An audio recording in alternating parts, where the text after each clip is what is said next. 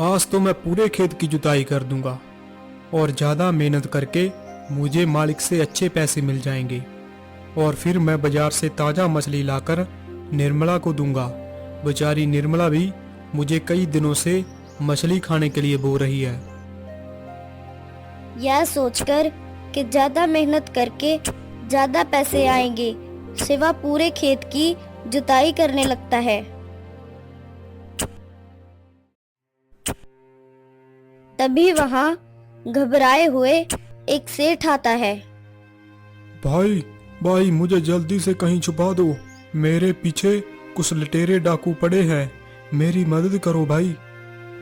सेठ जी आप चिंता मत करिए, आप जल्दी से उस बड़े से पेड़ के पीछे छुप जाइए। सेठ शिवा के कहने पर उस पेड़ के पीछे छुप जाता है। तभी कुछ देर के बाद ही वहां 4 डाकू आ जाते हैं। सुनो, तुमने यहाँ किसी भागते हुए सेठ को देखा है जिसके हाथ में एक पोटली थी? नहीं नहीं डाकू महाराज, मैंने यहाँ पर किसी भागते हुए सेठ को नहीं देखा। महाराज मुझे तो लगता है ये आदमी झूठ बोल रहा है।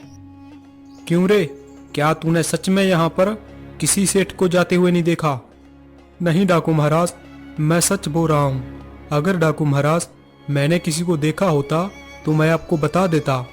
तुम हमें जानते नहीं हो, हम कितने बड़े डाकू हैं, हम बहुत बड़े लुटेरे हैं, लुटेरे।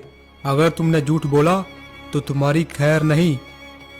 डाकू महाराज मैं सच बोल रहा हूँ, क्या पता डाकू महाराज जिसको आप ढूंढ रहे हैं वो किसी और दिशा में भाग गया हो।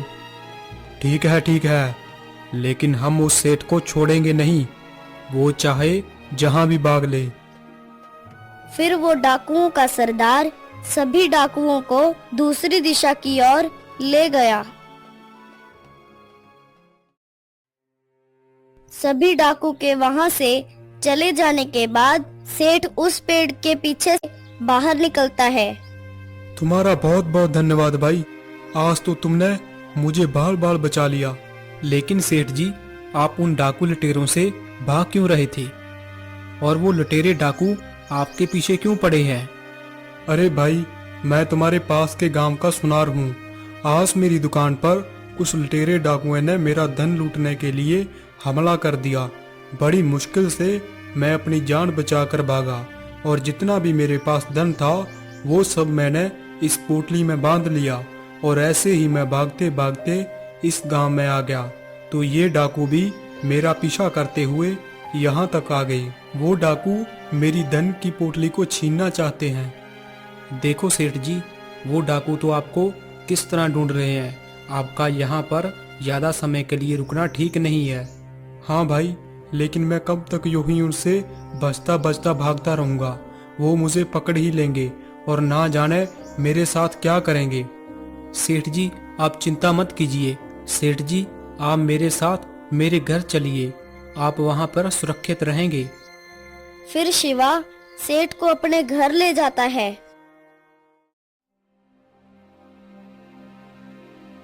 अरे आप आ गए, मैंने क्या कहा था आपको, याद भी है क्या? मैंने आपको कहा था मुझे मछली खानी है, आप मेरे लिए मछली लाए हैं कि नहीं? फिर शिवा अपनी पत्नी को सारी बात बता देता है। शिवा की पत्नी सेठ के हाथ में वो धन की पोटली देखती है और उसके मन में सेठ के धन को लेकर लालच आ जाता है। इस सेठ की पोटली में बहुत सारा धन लग रहा है, अगर यह धन मेरे पास आ जाए तो कितना अच्छा होगा। सेठ जी आप चिंता मत कीजिए, आप बेफिक्र होकर हमारे घर में रुकिए, लेकिन अगर वो डाकू आ गए तो वो इस धन की पोटली को आपसे छीन कर ले जाएंगे। इसलिए सेठ जी आप इस धन की पोटली को मुझे दे दीजिए, मैं इसे संभाल कर कहीं रख देती हूँ, ना जाने कब वो डाकू आ जाएं। तभी शिवा अपनी पत्नी की लालच को भांप लेता है। नहीं नहीं सेठ जी आप ऐसा करिए ना, मेरे घर में कहीं एक गड्ढा खोदकर वहीं ये पोटली छुपा दीजिए, वह डाकू कभी भी नहीं समझ पाएंगे कि आपने पूरे धन की पोटली को कहां पर छुपा कर रखा है। ठीक है भाई, अगर तुम कहते हो तो मैं ये धन की पोटली को तुम्हारे घर में कहीं गड्ढा खोद कर छुपा देता हूँ। तभी एक गड्ढा खोदकर वो पोटली को उस गड्ढे में छुपा देता है। सेठ जी, अब रात काफी हो चुकी है, आप आराम कर लीजिए। तभी सेठ कुछ समय के पश्चात गहरी नींद में सो जाता है।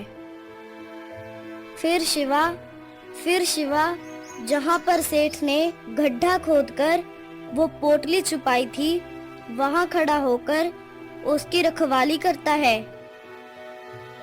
तभी शिवा सोचने लगा, अगर वो डाकू सेठ का पीछा करते करते मेरे घर तक आ गए तो वो सेठ के धन की पोटली के साथ साथ मेरे साल भर की जमा पूंजी भी लूट कर ले जाएंगे। नहीं नहीं, मैं ऐसा नहीं होने दे सकता। मुझे अपनी जमा पूंजी को कहीं सुरक्षित जगह पर रखना होगा। इसके बाद शिवा एक पोटली में अपना सारा धन बांधता है और वह उस खेत की ओर निकल पड़ता है जहां वो काम करता था।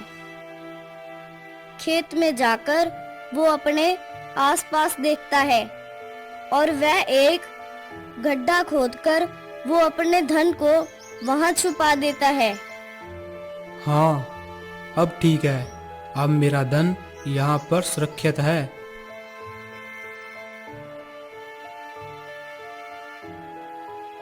फिर वो वापस अपने घर की ओर निकलता है और घर आ जाता है।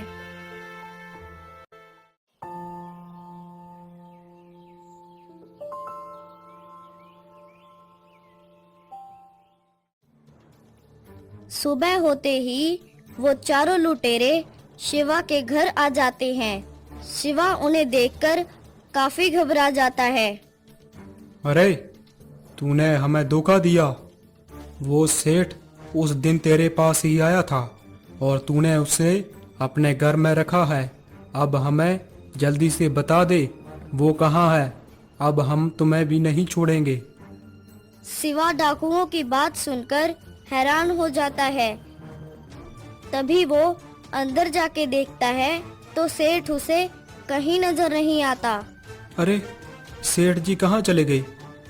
लगता है सेठ जी भाग गए।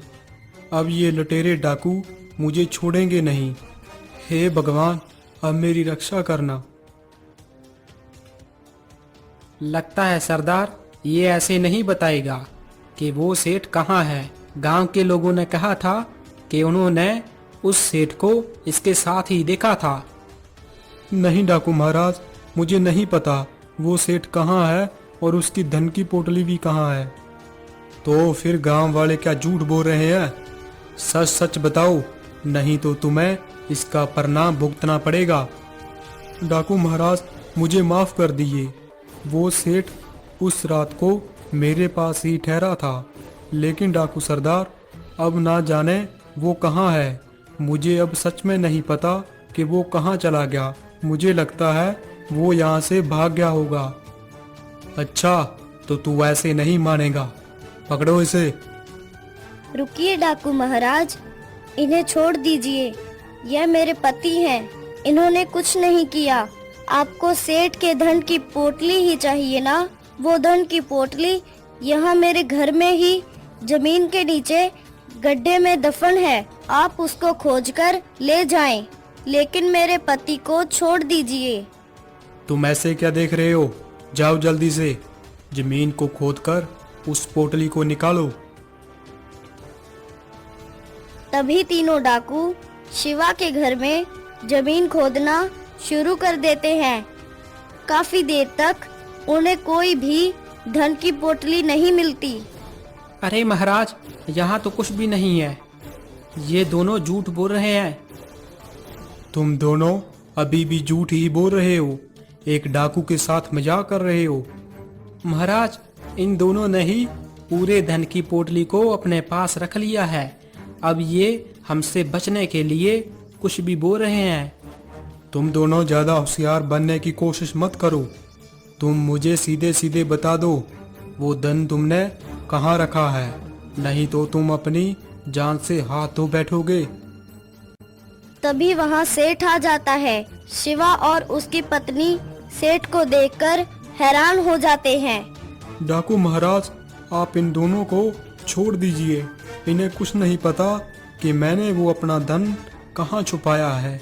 जब कल रात को शिवा सो गया था तो मैं खुद ही अपने धन की पोटली की रखवाली करने लगा। सुबह होते ही मैंने आपको यहाँ पर आते हुए देख लिया, इसलिए मैं अपने धन की पोटली उठाकर यहाँ से भाग गया।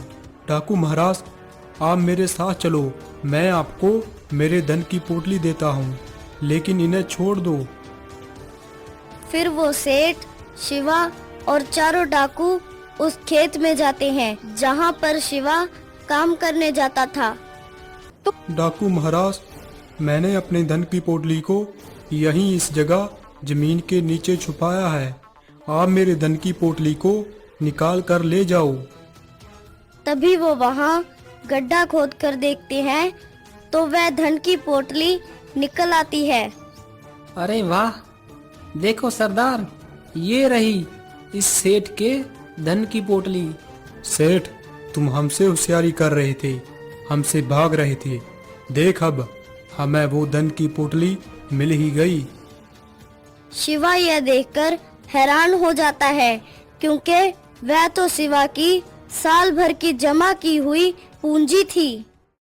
हे भगवान, ये तो मेरा ही कई वर्षों से मेहनत से जमा किया हुआ धन था, लेकिन सेठ इसे अपना धन क्यों बता रहा है। हे भगवान, अब मैं क्या करूँगा। मैंने इस सेठ की मदद की और इसने ही मेरे साथ धोखा किया। अब तो मेरे पास कुछ भी नहीं बचेगा। अब चलो यहाँ से, आखिरकार हमने इस सेठ के धन को लूट ही लिया। इसके बाद वो डाकू सेठ की पोटली के बजाय शिवा के धन की पोटली ही लेकर चले जाते हैं। सेठ जी, आपने ऐसा क्यों किया? आपने अपना धन ना देकर उन लटेरे डाकुओं को मेरे मेहनत से जमा किया हुआ धन ले जाने दिया और अपना धन ना जाने कहाँ छुपा दिया। ये आपने मेरे साथ अच्छा नहीं किया सेठ जी। अब मैं क्या करूँगा? अरे तुम दुखी मत हो, मैं तुम्हारे साथ कोई अन्याय नहीं होने दूंगा। जब तुम यहाँ जंगल में अपना धन छुपाने आए थे, उसी समय मेरी आँख खुल गई थी और मैं तुम्हारा पीछा करता हुआ यहाँ आ गया था।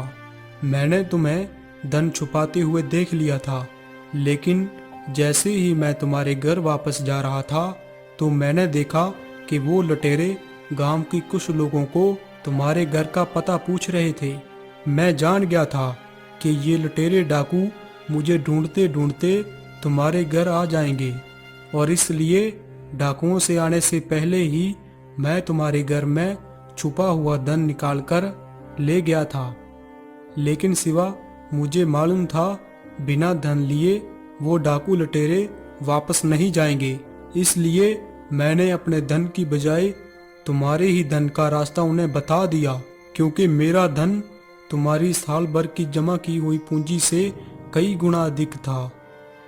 तभी सेठ धन की पोटली निकालता है और पोटली में काफी सोने चांदी के जेवर शिवा को दे देता है।